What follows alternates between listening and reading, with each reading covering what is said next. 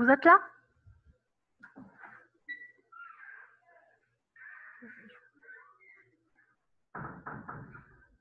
Est-ce que vous m'entendez, s'il vous plaît? Oui, on vous entend. Oui, d'accord. Là, on termine dans 10 minutes à peu près. Donc, chez la femme enceinte, comme je vous ai dit, la pathologie la plus importante, c'est l'embolie pulmonaire. La cause la plus importante en péripartum, essentiellement, c'est l'embolie pulmonaire parce que dans le 3e trimestre, il y a une diminution de la fibrinolyse, une augmentation des facteurs de la coagulation. Donc, c'est ce qui fait que la femme enceinte, elle est sujette à faire beaucoup d'emboles. Et d'ailleurs, vous savez qu'en post-op ou en postpartum, on les met systématiquement sous anticoagulation. Il y a également l'œdème aigu du poumon, c'est très connu par rapport à une toxémie gravidique, elle va faire un œdème aigu du poumon. Une cardiomyopathie du péripartum, on l'appelle le MEDAUS, une dilatation cavitaire, donc, qui peut aller jusqu'à 4 mois après en postpartum. Donc là, je vous donne un algorithme de prise en charge de la dyspnée. Donc, algorithme diagnostique. Hein. Donc, devant une dyspnée aiguë, il faut tout le temps chercher des signes de choc. Pourquoi on cherche les signes de choc? Il y a une augmentation des besoins en oxygène dans le choc, dans n'importe quel type de choc, hein, que ce soit septique, que ce soit cardiogénique, etc. Est-ce qu'il y a un état de choc? À ce moment-là, oui, on doit prendre impérativement et rapidement l'état de choc. Il n'y a pas d'état de choc, il faut voir le type de la dyspnée. Est-ce que c'est une dyspnée inspiratoire ou une dyspnée qui n'est pas inspiratoire? Si c'est une dyspnée inspiratoire, il faut rechercher rapidement les causes laryngées, hein, les épiglottites, l'œdème de Quincke, les trachéites,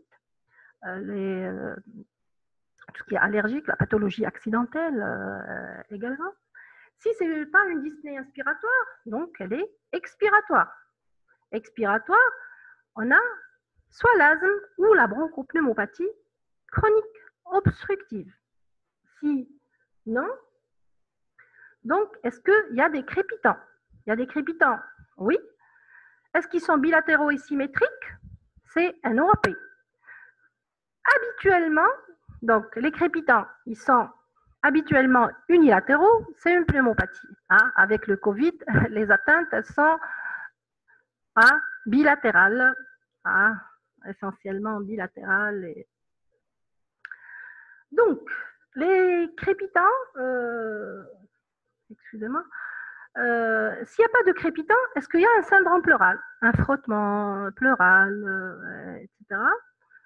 Si oui, on a le pneumothorax et les épanchements pleuraux. Il n'y a pas de syndrome pleural, c'est une dyspnée isolée. Hein. La dyspnée isolée, en général, avec bien sûr de la cyanose ou une atteinte, une cyanose ou des signes périphériques d'un état de choc septique, etc., ou un sepsis sévère, soit c'est une embolie pulmonaire, soit c'est un sepsis sévère. Il n'y a pas ça, soit c'est une atteinte neuromusculaire. Hein. Une atteinte neuromusculaire, soit par une atteinte centrale, un Guillain-Barré, enfin une pathologie neurologique périphérique ou une myasthénie, l'anémie, la diminution du taux d'hémoglobine, on va donne une augmentation du travail respiratoire. Soit c'est une anémie ou une acidose. Si après avoir éliminé tout ça, il n'y a pas de tout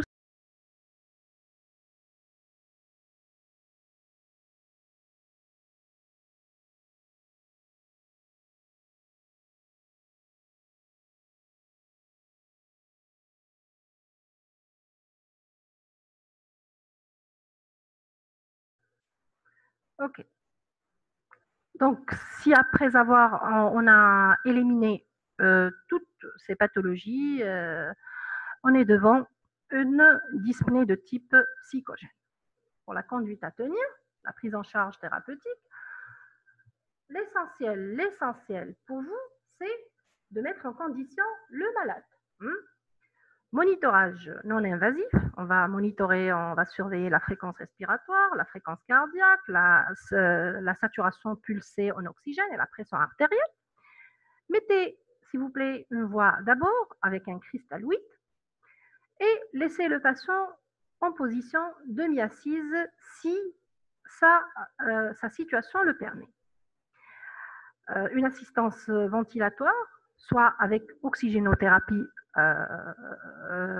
et l'objectif oxygénothérapie, bien sûr, cette oxygénothérapie, elle va se faire avec sous plusieurs modalités.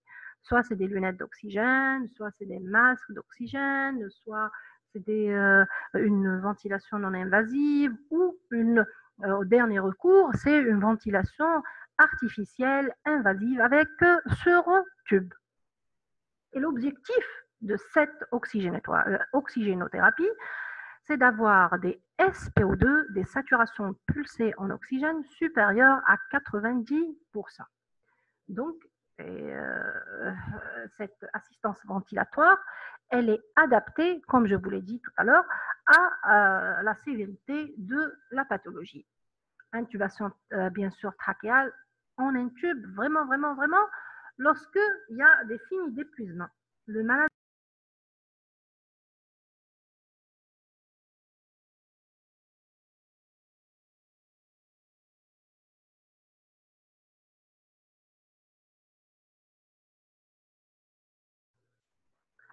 Donc, l'intubation orotrachéale, elle est indiquée lorsque le patient est épuisé, quand il y a des troubles de la conscience, le patient n'est plus conscient, quand il y a une acidose respiratoire, il y a des indications ou quand il y a un état de choc associé. Ensuite, il faudrait bien sûr apporter le traitement étiologique. Si c'est un asthme, on va donner les bêta-2 mimétiques. Si c'est une pneumopathie, on va mettre le patient sous antibiothérapie. Si c'est un Covid, on va mettre le patient sous protocole. Si c'est, je sais pas moi, si c'est une dyspnée par rapport à une anémie, on doit transfuser. Si c'est une dyspnée par rapport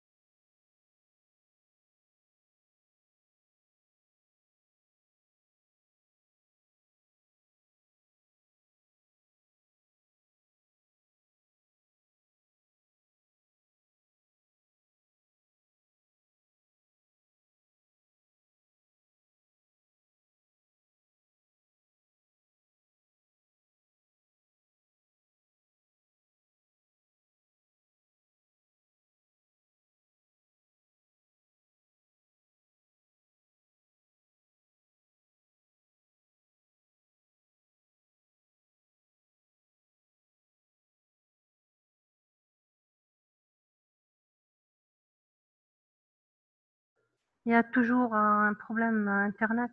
Excusez-moi.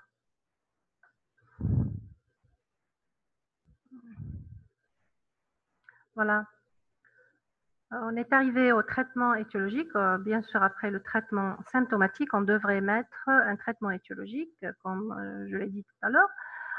En conclusion, les causes de la dyspnée aiguë sont multiples et possiblement intriquées. On trouve beaucoup de pathologies intriquées ensemble, par exemple un insuffisant cardiaque qui fait une pneumopathie, etc., et qui aggrave son insuffisance respiratoire. L'anamnèse et un examen clinique bien conduit sont souvent contributifs pour une orientation étiologique rapide, mais dans les cas les plus difficiles, le praticien peut s'appuyer sur des biomarqueurs et des examens complémentaires non invasifs d'accès aisé. Bon, merci pour votre attention. Est-ce que vous avez des questions?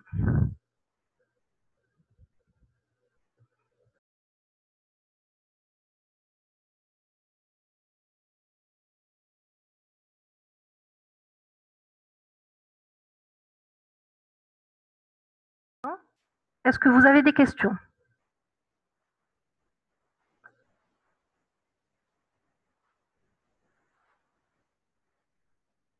Est-ce que vous avez des questions?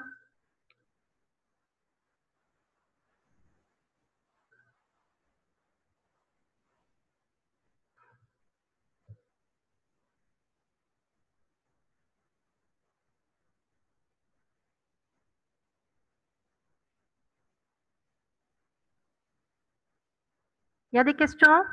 Vous m'entendez? Oui. Oui. Vous avez des questions? Vous voulez que j'éclaircis quelque chose?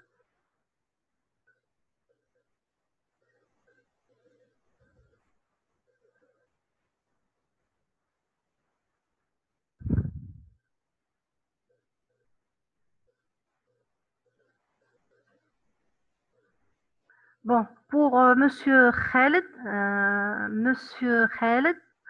donc comment on peut diagnostiquer avec certitude une embolie pulmonaire? Bien sûr, pour l'embolie pulmonaire, avec c'est-à-dire l'examen pour le diagnostic de certitude, c'est l'angioscan spiralé. Hein. On peut voir les embolies pulmonaires distales, proximales essentiellement, et parfois distales. Il y a des questions? Il y a d'autres questions?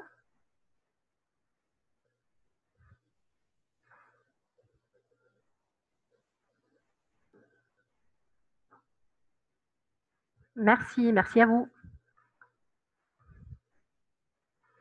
Pour l'embolie pulmonaire, je voudrais dire que c'est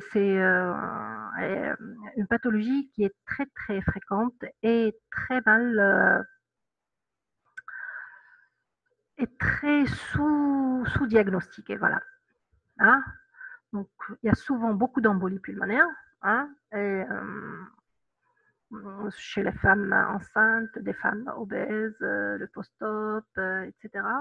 Et parfois beaucoup de morts subites et beaucoup c'est-à-dire d'embolies pulmonaires qui sont diagnostiquées en médecine légale, dans l'autopsie. Hein. Ça veut dire que la pathologie, elle est très fréquente, plus fréquente qu'on le pense. Donc, il faudrait tout le temps